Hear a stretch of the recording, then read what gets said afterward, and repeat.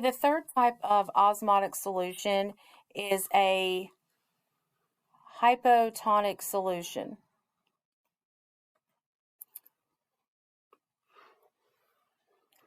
Now, hypo means less or below. So let me just go ahead and set up our cell again.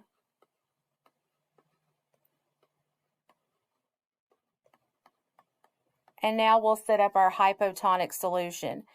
So hypo means less. So we have less salt in the solution compared to the cell, which is also going to affect our amount of water. So now let's look for that concentration gradient.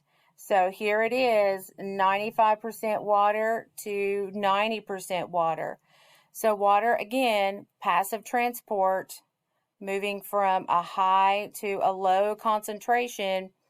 So here's our high, here's our low. So the water is going to move from this direction, going to go from the solution into the cell. So when it moves from the solution into the cell is going to get bigger. So the cell is going to swell, and the cell is going to get bigger. So we could say it swells like a hippo.